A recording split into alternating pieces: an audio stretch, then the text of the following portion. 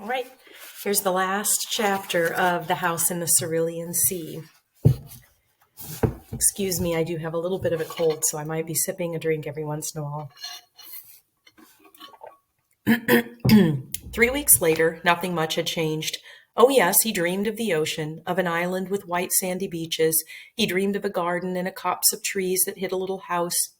He dreamed of a burnt cellar door and the day the music died, and of the way Lucy laughed, the way Talia muttered in gnomish, the way Sal could be so big but felt so little in his arms, the way Chauncey stood in front of his mirror saying, "Hello, sir, welcome, welcome, welcome," as he tipped his bellhop cap, the way Thea's wings sparkled in the sunlight, of buttons and wyverns named Theodore, of Zoe, her hair bouncing in the wind as she tore down sandy roads in her car, and of Arthur, of course, always Arthur, of fire burning, of wings spread in orange and gold, of a quiet smile, the amused tilt of his head. Oh, how he dreamed. Every morning it was getting harder and harder to pull himself out of bed. It was always raining. The sky was always metal gray. He felt like paper, brittle and thin. He dressed. He rode the bus to work. He sat at his desk, going through one file after another. He ate wilted lettuce for lunch. He went back to work. He drove the bus home. He sat in his chair listening to Bobby Darin singing about somewhere beyond the sea, somewhere waiting for me. He thought of the life he had, how he could have ever thought it'd be enough. His thoughts were all Cerulean. Every day he went to work, he took time to touch the photograph on his desk, the photograph that no one dared say anything about. Miss Jenkins had even kept to herself, and though Linus received demerit after demerit, Gunther gleefully scratching on his clipboard, she didn't say a word. In fact, he was ignored. Linus was just fine with that. He suspected Miss Bubblegum had something to do with that, the gossipy thing that she was. It wasn't all rain and clouds. He took his time going back through his old files, reviewing the reports he'd written for all the orphanages he'd visited, making notes, preparing for a shimmery future he wasn't even sure that was in his grasp. He winced at some of what he'd written, most of it, if he was being honest with himself, but he thought it was important. Change, he reminded himself, started with the voices of the few. Perhaps it would amount to nothing, but he wouldn't know unless he tried. And at the very least, he could follow up with some of the children he'd met before and find out where they were now. And if all went as he hoped, he wouldn't let them be left behind or forgotten.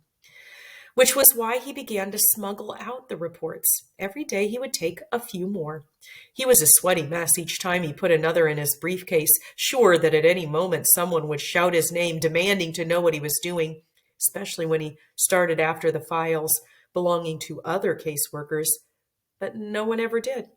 He shouldn't have felt as giddy as he did breaking the law. It should have caused his stomach to twist, his heart to burn, and perhaps it did to an extent, but it was no match for his determination. His eyes were open, but in the brief moments of exhilaration he felt did much to temper his lawlessness the more the days dragged on. On the 23rd day after his return from the island, the clacking of computer keys and murmur of voices once again fell silent as a figure appeared in the doorway to the offices of the caseworkers. Miss Bubblegum, snapping her gum, clutching a file to her chest, she glanced over the rows of desks in front of her. Linus slumped low in his chair. He was about to be sacked. He knew.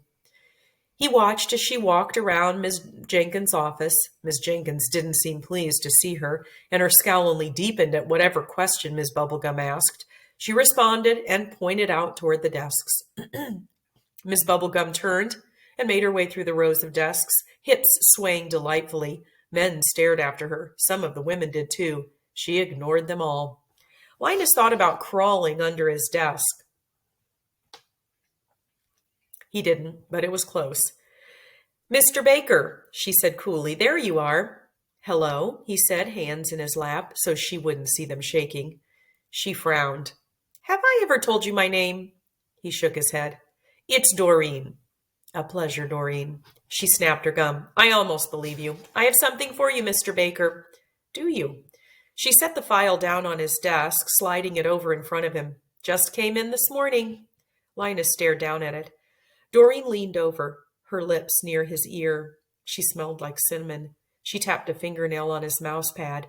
Don't you wish you were here? He watched as her finger rose to the photograph and traced along the frame. Huh, how about that? She kissed his cheek, sticky sweet and warm, and then she walked away. Linus could barely breathe. He opened the folder, and there was his final report. And across the bottom were 4 signatures: Charles Werner, Agnes George, Jasper Plum, Martin Rogers, and below that was a red stamp. Recommendation approved. He read it again. Approved. Approved. Approved. This was, he could, did he have enough to see his plan through? He thought he did. He stood from his desk, the chair scraping loudly against the cold cement floor. Everyone turned to look at him. Miss Jenkins walked out from her office again, Gunther trailing after. Approved. The orphanage would stay as is. He heard the ocean. Don't you wish you were here? It whispered. Yes, yes, he did. But that was the funny thing about wishes. Sometimes all it took to make them come true was a first step. He lifted his head. He looked around. What are we doing? He asked, his voice echoing loudly around the room. No one answered, but that was okay. He didn't expect them to. Why are we doing this? What's the point? Silence. We're doing it wrong, he said, raising his voice. All of this, it's wrong. We're feeding a machine that will eat us. I can't be the only one who sees that. Apparently he was. If he were a braver man, maybe he would have said more. Maybe he would have picked up his copy of the rules and regulations and thrown it in the trash, announcing grandly that it was time to toss out all the rules, literally, but also figuratively. By then, Miss Jenkins would be demanding his silence, and if he were a much braver man, he would have told her no. He would have shouted for all to hear that he'd seen what a world looks like, with color in it, with happiness, with joy. This world they lived in here wasn't it, and they were all fools if they thought otherwise. If he were a braver man, he would climb up on the desks and crow that he was Commander Linus and it was time to go on an adventure. They would come for him, but he'd hop from desk to desk, Gunther squawking as he tried to reach for Linus's legs but missing. He would land near the door, this brave man. Miss Jenkins would scream at him that he was fired, but he'd laugh at her and shout that he couldn't be fired because he quit. But Linus Baker was a soft man with a heart longing for home, and so he went as quietly as he arrived. He picked up his briefcase, opening it on his desk. He placed the photograph inside lovingly before closing it. There were no more files to smuggle out of Dicomey. He had everything he needed. He took a deep breath and began to walk through the aisles toward the exit. The other caseworkers began to whisper feverishly. He ignored them, head held high. He barely bumped into any desks, and just as he reached the exit, Miss Jenkins shouted his name. He stopped and looked over his shoulder. The expression on her face was thunderous. And where do you think you're going? Home, he said simply. I'm going home. And then he left the department in charge of magical youth for the last time. It was raining. He'd forgotten his umbrella inside. He turned his face toward the gray sky and laughed and laughed and laughed. Calliope looked surprised to see him when he burst through the front door. It made sense. It wasn't even noon. I may have lost my mind, he told her. Isn't it wonderful? She meowed a question, the first time she'd spoken since they'd left the island. Yes, he said. Yes, yes. Life, Linus Baker knew, came down to what we made from it. It was about the choices, both big and small. Bright and early the next morning, Wednesday as it turned out, Linus closed the door to one life in pursuit of another. Another trip? Miss Clapper asked from across the way. Another trip, Linus agreed. How long this time? I hope forever if they'll have me. Her eyes widened. Come again? I'm leaving, he said, and he'd never been so sure of anything in all his years. But, she spluttered, what about your house? What about your job? He grinned at her. I quit my job. As for the house, well, perhaps your grandson and his lovely fiancée would like to live next door to you. Consider it a wedding gift, but it doesn't matter right now. I'll figure that out later. I have to go home. You are home, you fool! He shook his head as he lifted Calliope's crate and his suitcase. Not yet, but I will be soon. Of all the... Have you lost your mind? And what on earth are you wearing? He looked down at himself. Tan button-up shirt, Tan shorts, brown socks. Atop his head sat a helmet-style hat. He laughed again. It's what you're supposed to wear when you're going on an adventure. Looks ridiculous, doesn't it? But there might be cannibals and man-eating snakes and bugs that burrow their way under my skin and eat my eyes from the inside out. When faced with such things, you have to dress the part. Toodles, Mrs. Clapper. I don't know if we'll see each other again. Your squirrels will know only peace from this point on. I forgive you the sunflowers. He stepped off the porch into the rain, leaving 86 Hermes Way behind. Going on a trip? The train attendant asked, looking down at his ticket. All the way to the end of the line, I see. A bit out of season, isn't it? Linus looked out the train window, rain dripping down the glass. No, he said, I'm going back to where I belong. 4 hours later, the train stopped. An hour after that, he saw the first blue through the clouds. In 2 more hours, he thought he smelled salt in the air. He was the only one to get off the train, which made sense, seeing as how he was the only one left. Oh dear, he said, looking at the empty stretch of road next to the platform. I might not have thought this through. He shook his head. No matter, time waits for no man. He picked up the suitcase and the crate and began to walk toward the village as the train pulled away. He was drenched with sweat by the time he saw the first buildings. His face was red and his suitcase felt as if he'd packed nothing but rocks. He was sure he was about to collapse when he reached the sidewalk on the main street of the village. He thought about having a lie down, perhaps permanently, when he heard someone gasp his name. He squinted up. Standing in front of her shop, a watering can in her hand, was Helen. Hello, he managed to say. How nice it is to see you again. She dropped the watering can, and it spilled its contents onto the concrete. She rushed toward him as he sat heavily on his suitcase. Did you walk here? She demanded, grimacing as her hands came away damp from after she'd put him on his shoulders. Spontaneity isn't my forte, he admitted. You stupid man, she said. You wonderfully stupid man. Came to your senses, did you? He nodded. I think so. Either that or they've left me entirely. I'm not sure which yet. They don't know you're coming? No, hence the spontaneity. I'm not very good at it yet, but I hope I will become so with practice. He squeezed as he patted his back. He wheezed as she patted his back with the tips of her fingers. I think you've got a good start at least, though I suppose that means Merle also doesn't know you're here. He winced. Oh, right, the ferry. That's important, isn't it, island and all? She rolled her eyes. How you've made it this far, I'll never know. I popped my bubble, he told her, needing her to understand. It kept me safe, but it also kept me from living. I shouldn't have left in the first place. Her expression softened. I know. She squared her shoulders, but you're here now, and that's all that matters. Luckily for you, I'm the mayor, which means when I want something done, it gets done. You stay right here. I have a phone call to make. She hurried back to her shop. Linus closed his eyes for what he thought was only a moment, but was startled out of a doze when a horn honked in front of him. He opened his eyes. An old green truck sat idling on the curb. It was flecked with rust, and the white-walled tires looked as if they barely had any tread left. Helen sat behind the steering wheel. Well, she asked through the open window, are you just going to stay there for the rest of the night? No, he wasn't. He lifted his suitcase into the back of the truck. Calliope purred as he set her back inside the cab on the bench seat. The door creaked behind him as he closed it. This is very kind of you.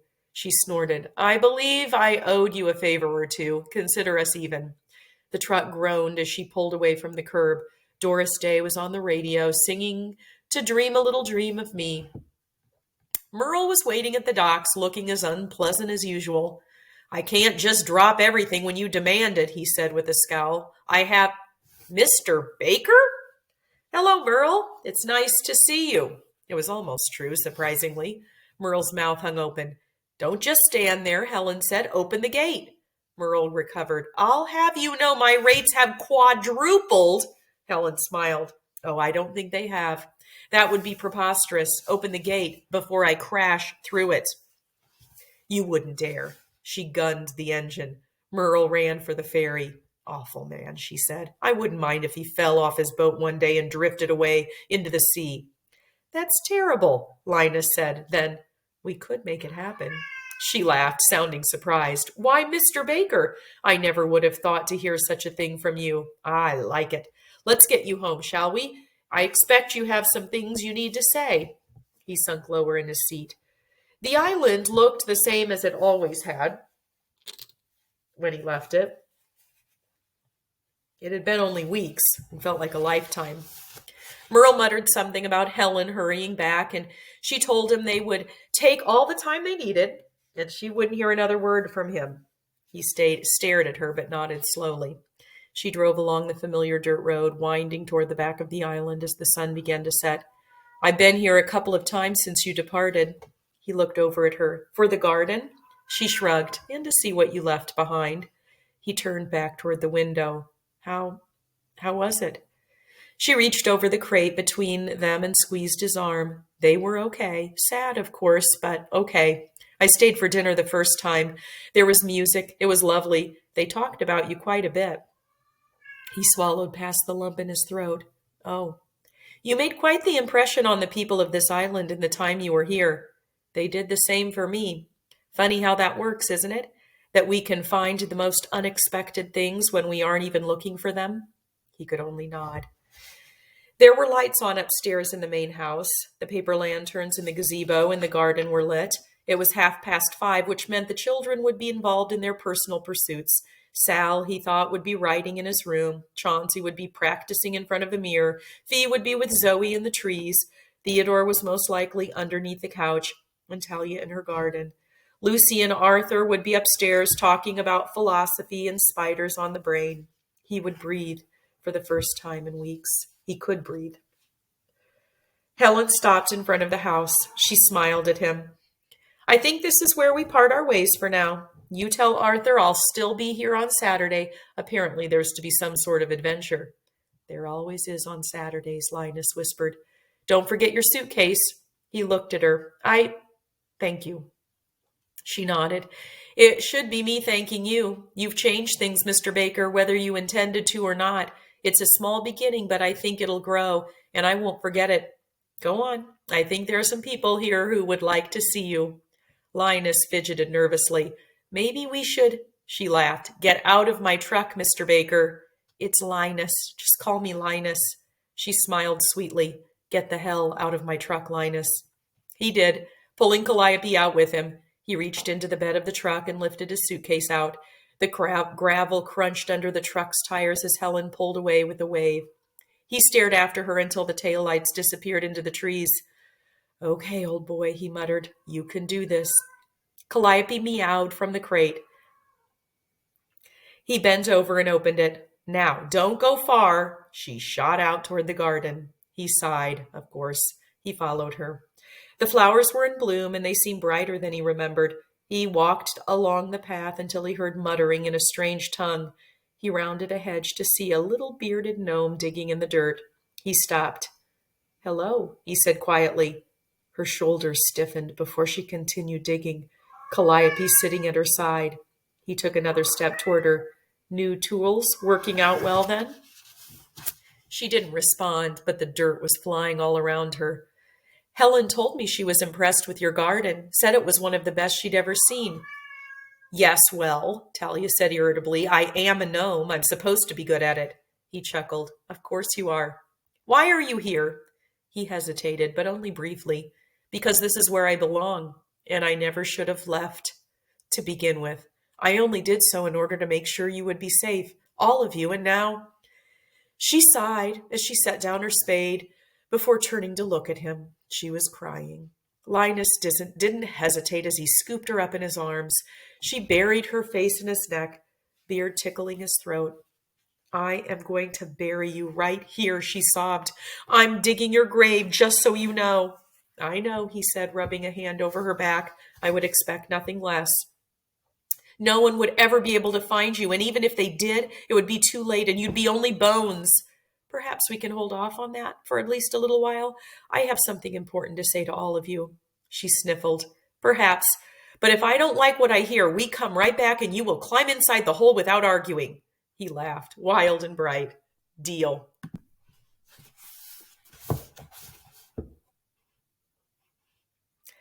She ran ahead, Calliope chasing after her. Linus took a moment to breathe in the sense of the garden around him. He listened to the waves. If he had any doubts before this moment, they were gone now. He just hoped the others would feel the same.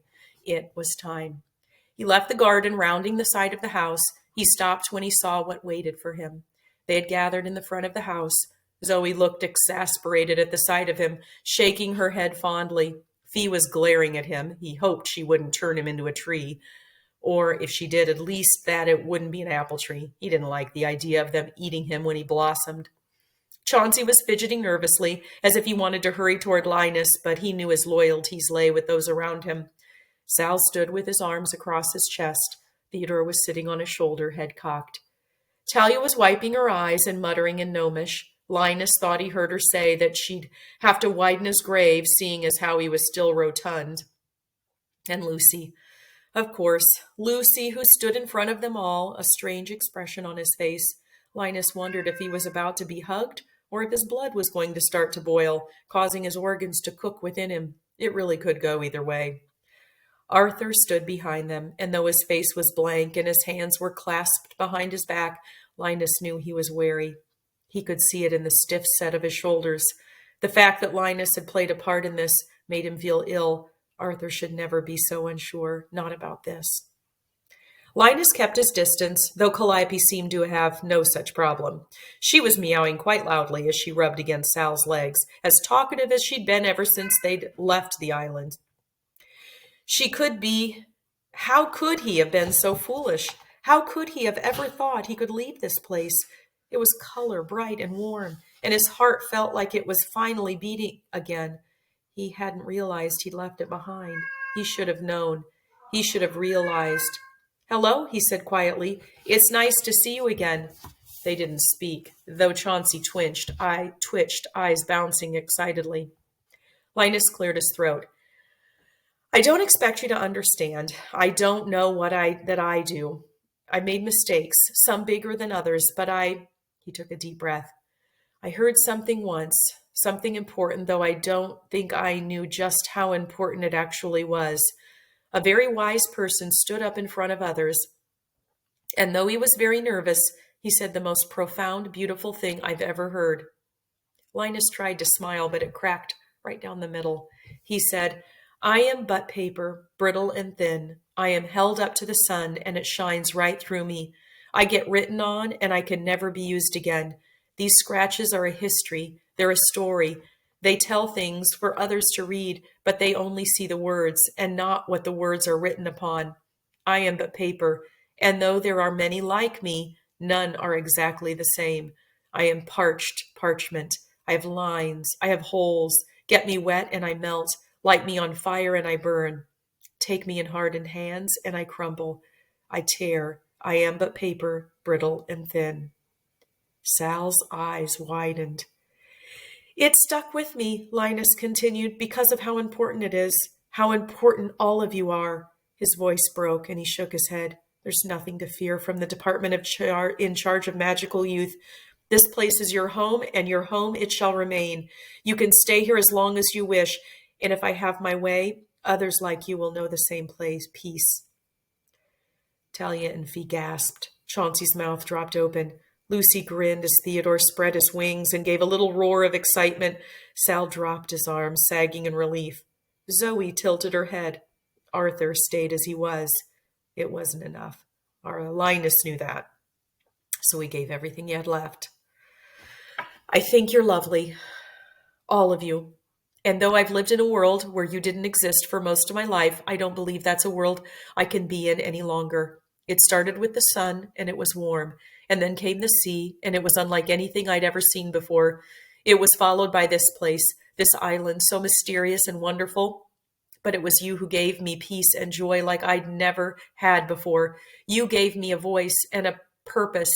Nothing would have changed if it hadn't been for all of you. I believe they've listened to me, but the only reason I knew what to say at all was because of what you taught me. We are not alone. We never have been. We have each other. If I were to leave again, I would wish I were here. I don't want to wish anymore. If you'll have me, I would like to stay for always." Silence. He rubbed the back of his neck nervously, wondering if he should say more. "Excuse us for a moment, Mr. Baker," Lucy said. He turned toward the others and beckoned them close. The children bowed their heads as they began to whisper furiously. Zoe covered a laugh with the back of her hand. Arthur never looked away from Linus.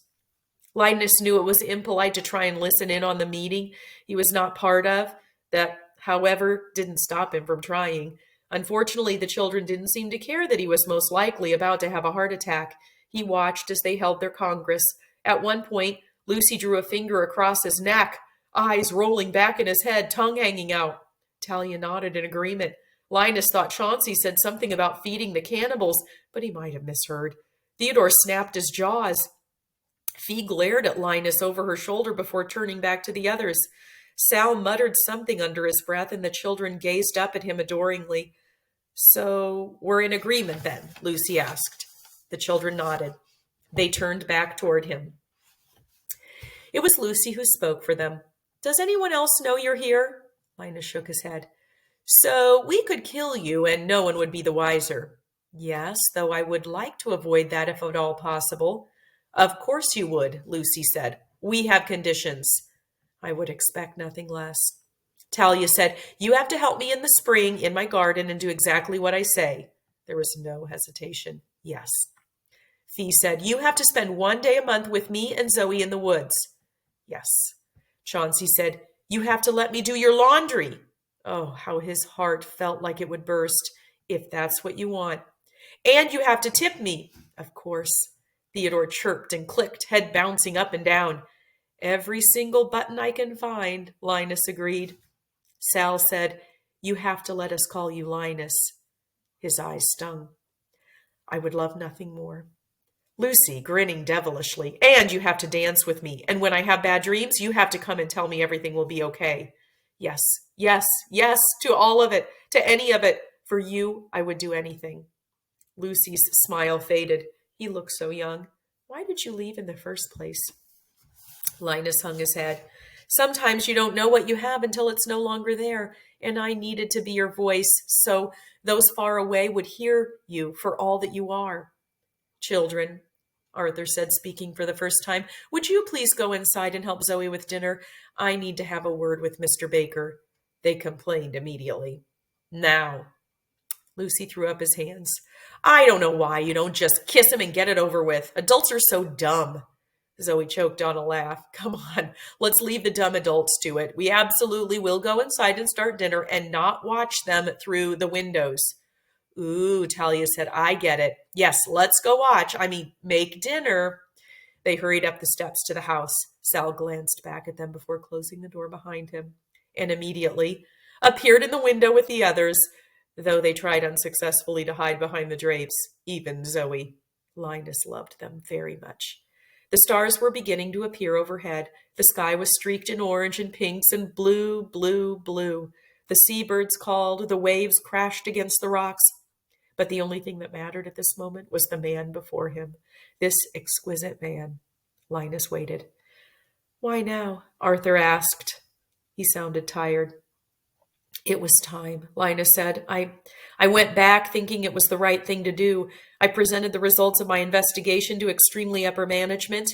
He paused, considering. "Presented might be a euphemism. I was quite stern, if I'm being honest." Arthur's lips twitched. "Were you?" "I didn't know I had it in me." "Why did you?" Linus spread his hands out in front of him. "Because I've seen things here, learned things I didn't know before. It changed me. I didn't know how much until I no longer had it. When I could no longer wake up and walk to the house for breakfast, or listen to you teach them, or discuss your ludicrous thoughts on philosophy with you, or go on adventures on Saturdays wearing ridiculous outfits while being threatened with a grisly death." "I don't know," Arthur said. "You don't seem to have a problem wearing them now." Linus pulled on his shirt. "They're growing on me. My point is that I left because I was scared of what could be, not of what already was. I'm not scared anymore." Arthur nodded and looked away, jaw tight. "And the orphanage?" Linus shook his head. "It's not, you know, you told me once that the word orphanage is a misnomer, that no one comes looking here to adopt. I did say that, didn't I? You did. And as I told extremely upper management, this isn't an orphanage. It's a home. And that's what it will remain. Truly? Truly. And what of the others? You said you thought you could help all the others?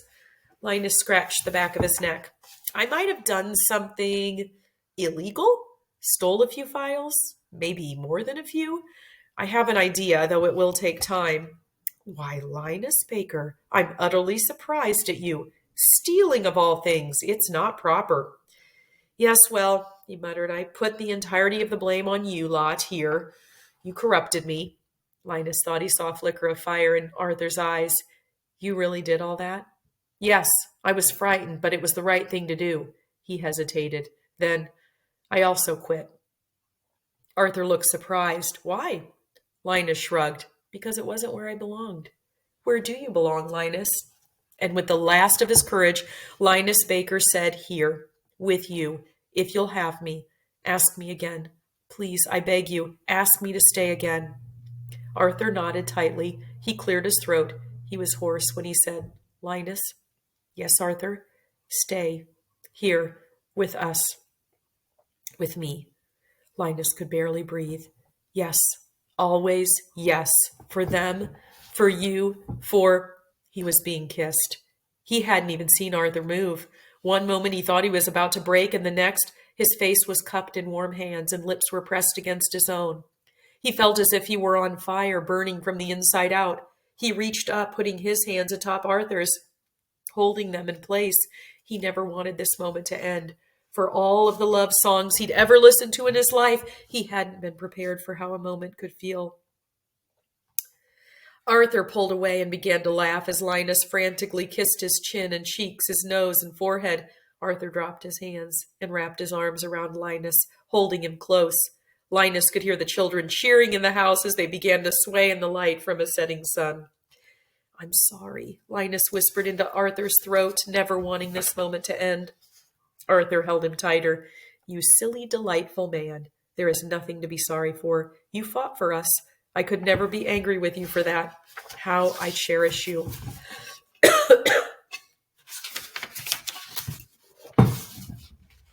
Linus felt his heart settle in his chest. As they continued to sway in a song only they could hear, the sun finally sank below the horizon. All was right in this tiny little corner of the world. Don't you wish you were here? Now, I could end, but there is an epilogue, and I know you'll want to hear more. On a warm spring Thursday afternoon, the sound of an old truck coming up the road to the house filled the air. Linus looked up from where he was pulling weeds, wiping a hand across his brow, leaving behind a smudge of dirt. Sounds like Helen, he said. Was she coming to see you? Talia didn't look up as she lovingly patted the soil around a bed of petunias. Not that I heard. She was talking about another magazine wanting to see my flowers, but she said that wouldn't be until next month. She didn't say anything when we were in the village last weekend. Linus stood with a groan. Better see what she wants. It's my adoring public. If it is, tell them I'm not prepared for company at the moment and that it's rude to come with so little notice. He snorted. I'll make sure they understand. Talia looked at him, eyes narrowing. Don't think this gets you out of weed duty. He patted the top of her cap. I wouldn't dream of it. Keep at it. I won't be long. Talia muttered under her breath in Gnomish. He shook his head, smiling to himself. She was getting more creative with her threats. He blamed that entirely on Lucy. He wiped his hands on his shirt and walked out of the garden, toward the house of the front of the house. The Linus from a year ago wouldn't recognize the man that existed today. His skin had burned and peeled and burned and peeled until he had what could be described as a minor tan. He wore shorts by choice, and his knees were dirty from kneeling in the garden for the last hour. He was still rotund and had begrudgingly accepted it when Arthur had made his appreciation known. His hair was even thinner than it had once been, but he had little time for such trivial things. He was comfortable in his own skin for the first time in his life. Perhaps his blood pressure was still a tad high, but life was so much more than worrying about a spare tire or hair on a pillow. He was humming Buddy Holly when the truck pulled up and stopped with a lurch, the engine coughing and stuttering as it turned off. Sounds like it's about to give up, Linus observed as Helen climbed out of the truck. She wore a pair of grass-stained overalls. It gets the job done. She grinned at him. You're dirty. Talia holding you to your end of the bargain, is she? Linus sighed. I've got her down to 3 days a week now. I don't dare try to go any lower. She has yet to fill in the hole that's supposed to be my grave. It's a rather effective threat from one so small. It looks good on you, she said, patting his shoulder. Arthur inside? I need to speak to both of you. And J-Bone wanted me to remind Lucy the records he ordered came in. Everything all right? Her smile faded. I think so, but it's best I tell both of you at the same time. He didn't like the sound of that. Is it something from the village? I thought things were getting better. Last weekend when we were there, we only got a few glares. She shook her head. No, it's nothing from the village. And who is giving you a hard time? He shrugged. The usual suspects. But it's getting easier to ignore them. Children are remarkably resilient when they need to be. She frowned. They shouldn't have to be. I promised I would do my best to make sure nothing like that happened again. You've done wonders, he assured her, but these things take time. And not everyone wanted things to change, though he didn't think he needed to tell her that. Since she'd come to the island to see things for herself, Helen had made it her mission to make the village a welcoming place for all. First came down the See Something, Say Something posters around town. That had been met with minimal resistance, but there had been greater grumblings when she'd announced her intention to position the village of Marsyas as a vacation spot for all, humans and magical beings alike. It wasn't until she reminded the business owners that more people meant more money for the village that the grumblings began to lessen. Linus was grimly amused by how prejudice didn't seem to be a match for profit, especially seeing as how the payments the village had been receiving for all their silence regarding the island had been cut off. He took it as a victory when the village council had voted in favor, however hollow it would be. It was a start. And then, after Christmas, came the surprising announcement from the department in charge of magical youth about how extremely upper management had all resigned after an external investigation revealed the schools they'd run had been deemed discriminatory. The investigation had been sparked by an anonymous report that outlined unsavory practices involving magical youth, citing specific examples of children under the guidance of Daikomi who had been treated as second-class citizens. A new governing board had been appointed, and while they spoke of grand and sweeping changes, the wheels of the bureaucracy did indeed grind slowly, especially when met with vocal resistance. Overhauling decades of preconceptions would take time, but if they could start with Daikomi, it would lead to other departments that dealt with magical beings beginning to change with the times. They had to start somewhere. A reporter had come to the island in February, apparently having tracked down Linus after hearing of his dramatic exit from Daikomi. She'd asked if he'd known anything about the anonymous report that had sent shock waves through the government. A whistleblower, she said, someone with insider knowledge about the workings of the department in charge of magical youth. He laughed nervously. Do I look like the type to cause a ruckus? She wasn't fooled. I've learned never to judge what a person is capable of based upon appearances alone, and I would protect your anonymity. Would you? You have my word. I guard my sources fiercely. He thought of all the other children out there in the world in places just like Marsyas, the ones he'd met and the thousands he'd never had the pleasure of meeting, though he'd read about many of them in the files he'd stolen away. Perhaps this would help the fire to continue to burn as brightly as it could. A quiet man, yes, with a quiet heart, but he thought of the phoenix, wings spread in a darkened cellar, and then on a dock for all the world to see. If this reporter could find him, chances are others could as well. But Linus thought he was done hiding in the shadows. Then listen well, for the story I have to tell you will be unlike anything else you've heard. She smiled. When she left 5 hours later, her eyes were sparkling and she looked hungry. She said she had enough for an entire series and would let them know when it was set to be published. She believed she would be ready as soon as the summer. Do you know what this will do? She asked them, standing in front of the house. Do you have any idea what this will mean? More than you know, Arthur said. She watched him for a long moment before nodding.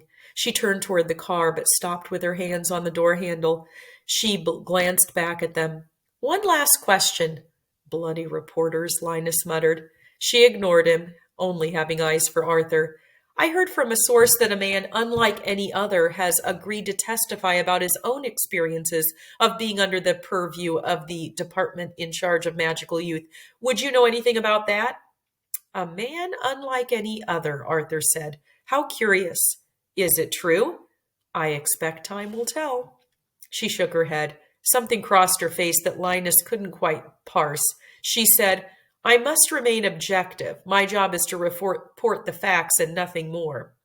But, Arthur asked, but as a human being and someone who has seen glimpses of light in all the darkness, I would hope this man knows that there are many, many people who believe that what he has to say will bring about the change this world so desperately needs.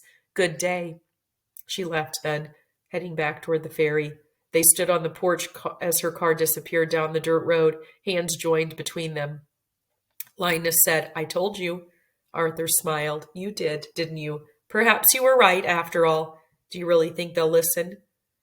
Linus wasn't a fool. He knew that Dicombe was most likely watching him as much as they were the other residents of the island.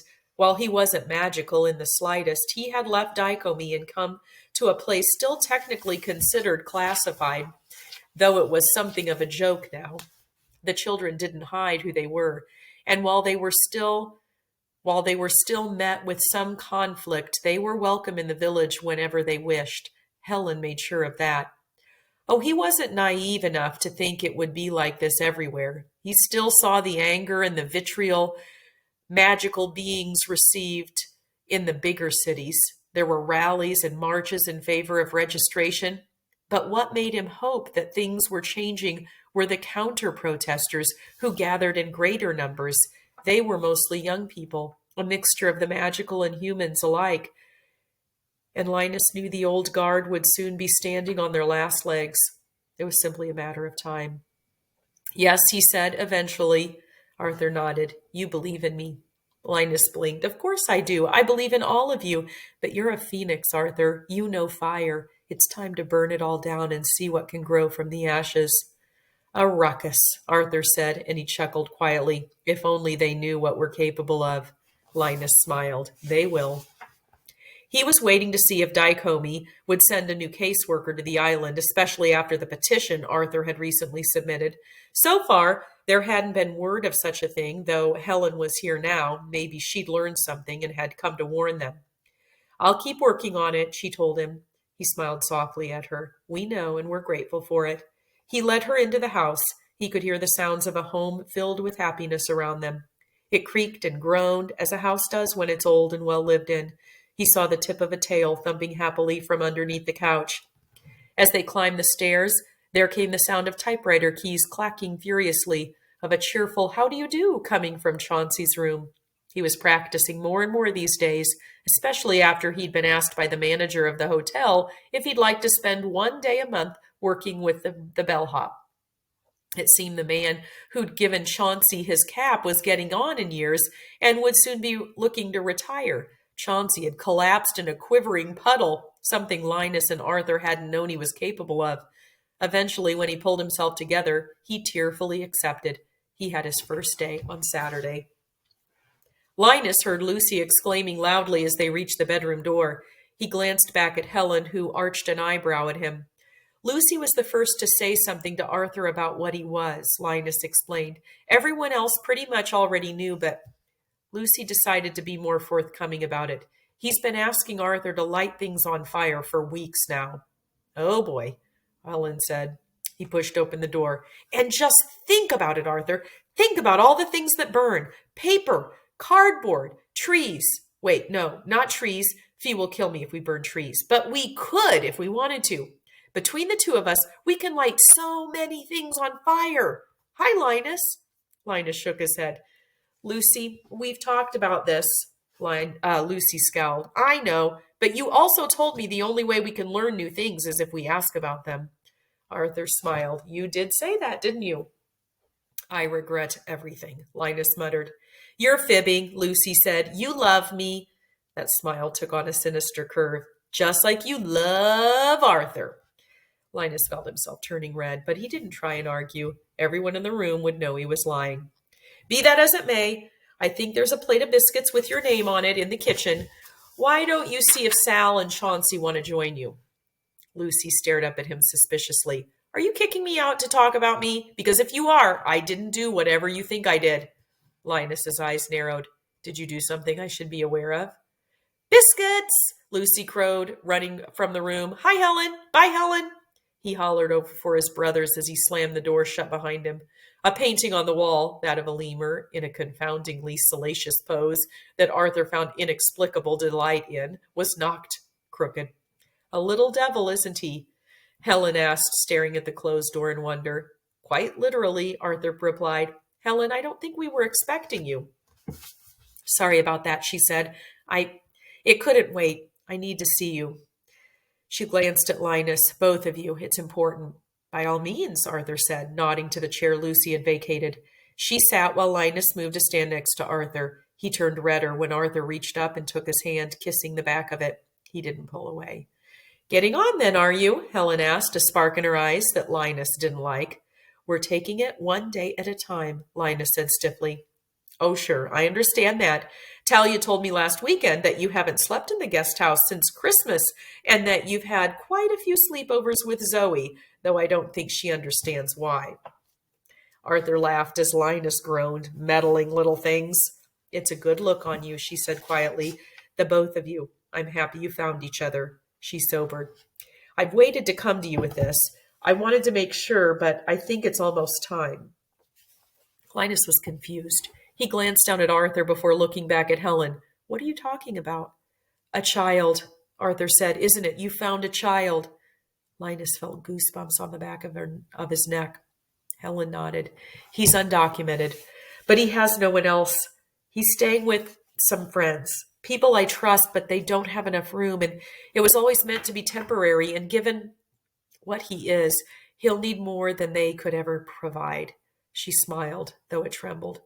I know it's asking a lot, and it might bring down more attention on you than what you want, but he has nowhere else to go. They've looked for relatives, but haven't been successful. I think he's alone. He's shy and scared and doesn't talk much. Reminds me a little of Sal, in fact, or rather, how he used to be. I don't think I've ever heard that boy talk as much as he has in the last few months. Regular chatterbox, Linus said faintly. What's his name? And that's how I know this could be the place for him, Helen said, her smile growing, because you didn't ask me what he was, just who he is. I don't know that anyone else has ever done that for him. She reached inside a pocket on her overalls and pulled out a photograph. She glanced down at it before handing it over. His name is David. He's 11 years old, and he's a Yeti, Linus said in awe. He stared at the photograph in Arthur's hand. In it, there was a smiling boy covered in thick white hair, but it was his eyes that Linus noticed more than anything. They were cerulean. We'll take him, Linus said immediately. Whenever he's ready. Can we get him today? Where is he? Does he have much? Oh, we'll have to figure out where he should sleep. The guest house might work, but wait, will he be all right there? Won't he like the cold more than anything? I suppose we can work something out. Anyway, we can do what we can to make him comfortable. He felt Arthur squeeze his hand. He looked down. Gone off, haven't I? And Arthur said, You dear man, how I adore you. Linus coughed. Yes, you too, the same. Helen was grinning at them. I knew it. I knew I was doing the right thing, and yes, he likes cold, though he survived more without having it. He shouldn't just be surviving, Linus said irritably. He should be living. The cellar, Arthur said, and Linus gaped at him. We could convert the cellar into a cold room, just for him. Are you sure? Arthur nodded. Yes, it's time, I think. To let the past rest, take something filled with anger and sadness and make it better. Linus Baker loved Arthur Parnassus more than he could ever put into words. Will it cause problems with your petition for adopting the others? Helen asked, sounding worried. I don't want it to be put in jeopardy. Arthur shook his head. I don't see why it would. This place is still considered an orphanage through dichotomy though it is reviewing their guidelines, or so they say. And he is unusual, just like the rest of us. If he finds that he likes it here and wants to stay, we'll do what we can to go through the proper channels. And if he doesn't, we'll find him a place to belong. Helen looked relieved. There's more, you know, so many more. We know, Linus said, and while we may not be able to help them all, we'll do as much as we can for all that those are put in our path. She left them a little later with a promise of getting in touch soon. There were plans to be made, and she thought it would be best if Arthur and Linus were to go to David first so as not to overwhelm him with all the others. They agreed. Linus watched the truck through the bedroom window. Helen was speaking with Zoe through the open window. They were both smiling. Linus hadn't seen their relationship blossoming, though he seemed to be the only one. It wasn't until he'd stumbled upon them kissing that he figured out why Helen seemed to be at the island more and more. Zoe kissed the back of Helen's hand before stepping away. The truck turned over, the engine rumbling as she began to drive down the road back toward the dock. Linus startled when arms wrapped around his waist. He turned his head slightly to brush his nose against Arthur's cheek. "You can do this," he whispered. "Bring him here. Make him happy." "We can do this," Arthur corrected gently, "because he'll need you just as much as he needs me. He'll need all of us, I think, and we'll be ready." Linus turned. He kissed the top of Arthur's nose. "Thank you." "For what?" "This. Everything. All this color." Arthur knew what he meant. It was his eyes, wasn't it? That's what you saw first. Linus nodded. "They reminded me of the sea. It's a sign. He belongs here, and we'll do everything we can to make sure he knows that." "Do you think we should tell the children?" "About David? Of course, they need to." He shook his head. "About the petition of adoption. About how your name is on it, too." Linus hesitated. "Not yet. Not until we're sure it'll go through with the both of us on there. I'd hate to say something only to have it need to be amended to just you if Dicomie rejects it, because we're—" He coughed roughly. "You know." Linus wished he could sink into the floor. He hoped Arthur would ignore him. Arthur didn't. "Because we're unmarried?" "Yes, that. And no." Linus absolutely had not been thinking about that at all, not in the slightest. Why, the very idea was preposterous. Not only was it far too soon, there was— "You may have to change that then." Linus gasped at him as Arthur stepped away toward the door. "Excuse me?" Arthur glanced back at him over his shoulder.